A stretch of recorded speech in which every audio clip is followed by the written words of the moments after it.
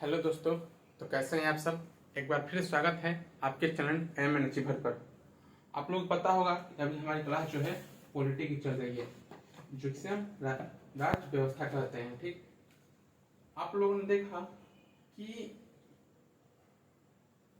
थोड़ा तुम रुकिएगा।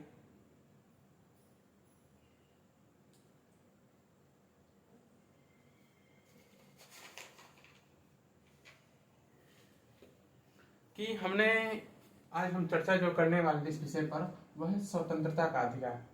ठीक, राइट ऑफ फ्रीडम। मतलब कि आज हम जिस विषय पर चर्चा करने वाले हैं वो क्या है, स्वतंत्रता का अधिकार, जिसका जिक्र अनुच्छेद 19 से 22 तक किया गया है।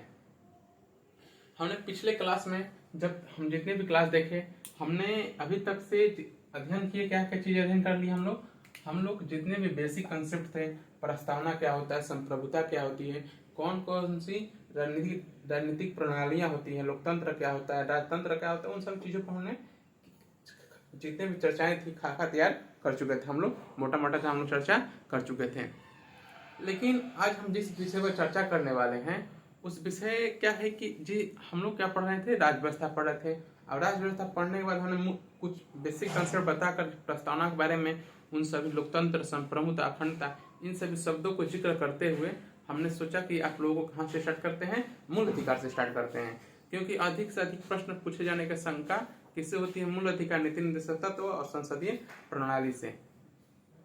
यह सोचकर हमने क्या किया, हमने मूल अधिकार पढ़ाया। मूल अधिकार में हमने किसको पढ़ाया, मूल अधिकार जिसे हम कहते हैं फंडामेंटल राइट। हमने आर्टिकल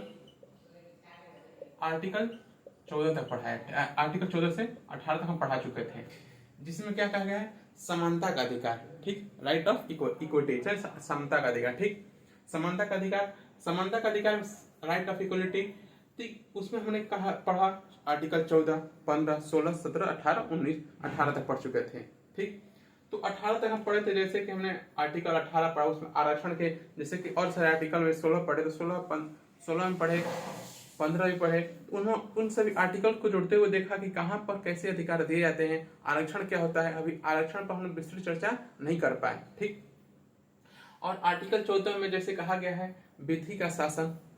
ठीक है, तो वो सभी चीजों को क्या होता है, विधि का शासन, और क्या होता है विधि द्वारा शासन, रूल ऑफ लॉ और रूल बाई लॉ।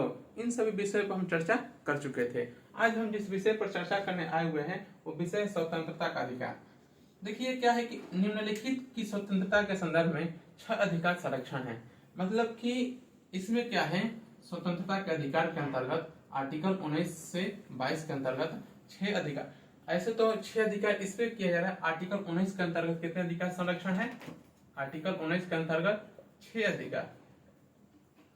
आर्टिकल 19 के अंतर्गत कितने अधिकार संरक्षण है, 6 अधिकार, 6 अधिकार। ठीक, 44वें संविधान संशोधन 1978 से पहले, 44वें संविधान संशोधन 1978 से पहले कितने अधिकार थे, उसमें विद्यमान थे 7 अधिकार, 7 अधिकार थे। लेकिन क्या किया गया, 44वें संविधान संशोधन 1978 द्वारा क्या किया, जो संपत्ति का अधिकार था उसमें प्रावधान था आर्टिकल 19F, 19 आर्टिकल किसमें था, 19AF ना, आर्टिकल 19AF में प्रावधान था। ठीक, इसका प्रावधान आर्टिकल 19AF में प्रावधान था, जिसे उसे हटाकर विधि मतलब कानूनी अधिकार बना दिया गया था, जिस तरीके से हमने फंडामेंटल राइट के बारे में जिक्र किए हुए थे। उसी तरह जैसे कि आर्टिकल 19 में, आर्टिकल 19 का पहला अधिकार क्या है, वाक्य एवं अभिव्यक्ति का अधिकार।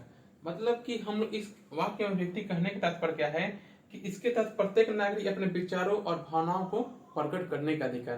क्या विचार है, क्या भावना है, आप प्रकट कर सकते हैं।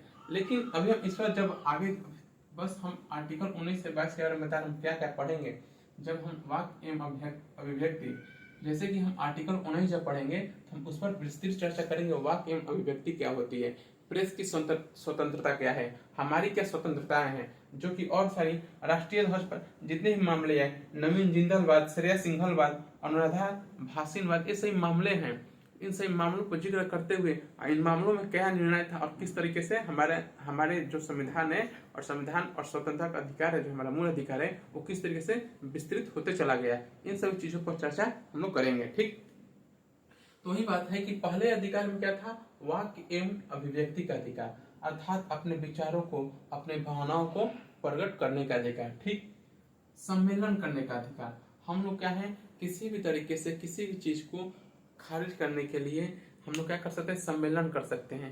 और क्या होता है कि हम सम्मेलन कर सकते हैं, लेकिन ठीक है, और हम लोग जानेंगे सम्मेलन पीछे करने के पीछे क्या क्या मतलब कैसे क्या पाबंदियां होती है, कैसे किया जाता है, कैसे उसके नियम रूल रेगुलेशन है। ठीक, जैसे कि हमने क्या कहा कि वाक्य एवं अभिव्यक्ति का अधिकार, आप वैसी चीजें नहीं बोल सकेंगे जैसे कि आपके देश पर कोई ऐसी विपत्ति आए, देश की एकता और अखंडता को बनाए रखने के लिए आप पर क्या किया जा सकता है, वाक्य एवं अभिव्यक्ति के अधिकार को रोका जा सकता है। आप वैसी चीजों पर टिप्पणी नहीं करेंगे जिससे देश की एकता और अखंडता पर कुछ उस पर प्रभाव दिखे। ठीक, वो सभी चीजों पर हम लोग चर्चा करेंगे। ठीक, सम्मेलन, संघ, जैसे संघ या सहकारी बनाने का अधिकार। ठीक, संचरण, आभास संचरण, आप अपने पूरे देश में कहीं भी आप घूम सकते हैं।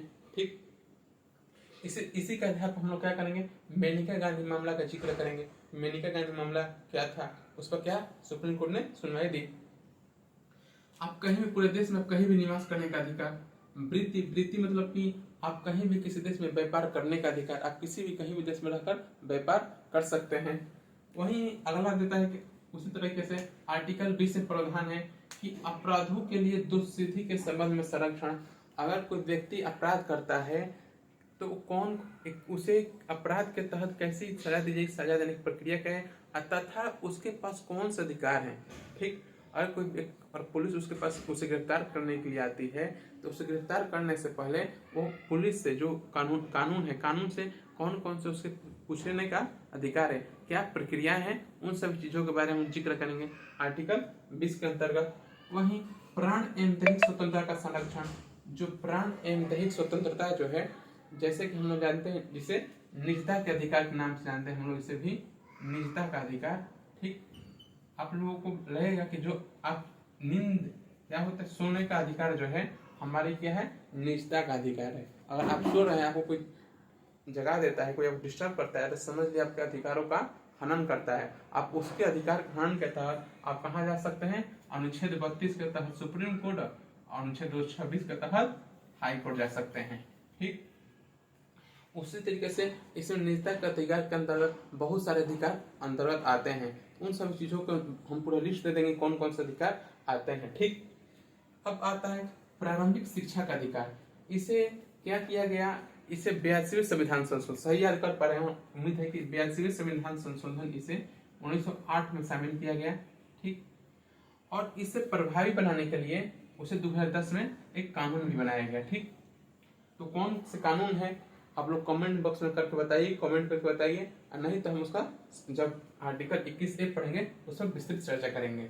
ठीक, तो उसमें क्या है कि कितने से कितने वर्षों तक बच्चे को निःशुल्क शिक्षा दी जाएगी, क्या शिक्षा देने के पीछे कारण क्या थे, इसके प्रावधान पहले क्या थे,